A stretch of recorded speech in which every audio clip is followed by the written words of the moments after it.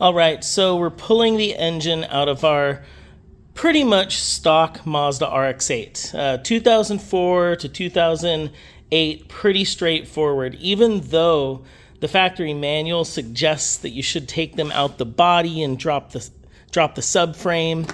I feel like that's a lot of extra work. I prefer to just pull the hood off and bring them out through the engine bay, more like a normal engine change. There's a couple ways to do this.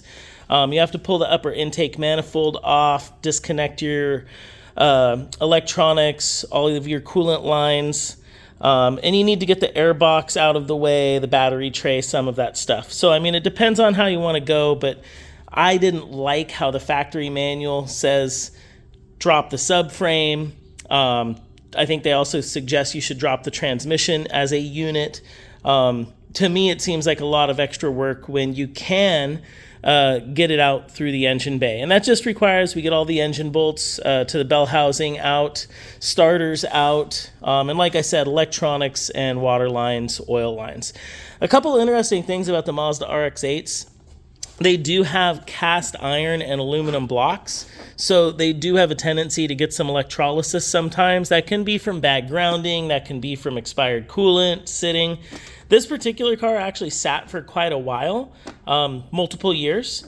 So we're bringing it back to life, so it's going to have a whole new engine drop in, as well as fresh radiator, hoses. We're replacing all of these necessary components, fresh thermostat housing. So it's just things to be aware of if you're purchasing a older Mazda RX-8 and you're planning on maybe revitalizing it or doing an engine swap. If they've been sitting for a while, you're probably going to end up changing some other components as well.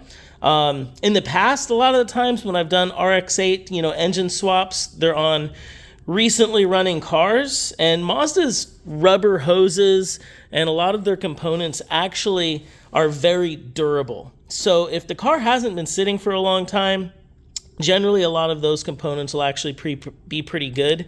But in this case, it's my car.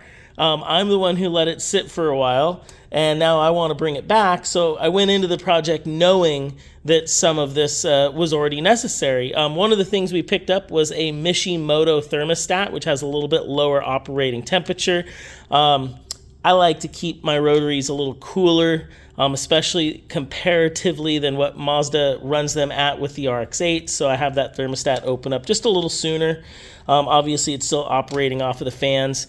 And then this intake manifold, I actually ported and polished it quite a long time ago. And I'm a fan of doing that. These intake manifolds are really rough. So if you have the ability or the skills, just running any type of mild abrasive through there when that manifold's off, or sending it to extrude hone or something like that, can really improve airflow. On some of the touring cars, when we did porting and polishing on the lower intake manifold as well as the upper intake manifold, we were able to get a couple more horsepower out of these engine packages. So that's just kind of some thoughts and how I remove Renesas engines from Mazda RX-8s.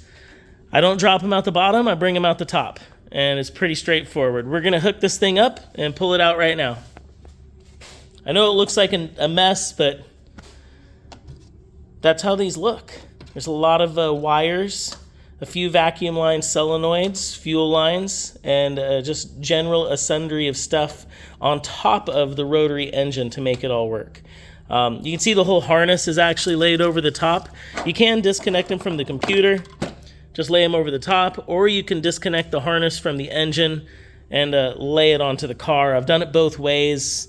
In this case, we just decided to disconnect the harness and bring it out as a package. All right, back to work. Time to bring it out.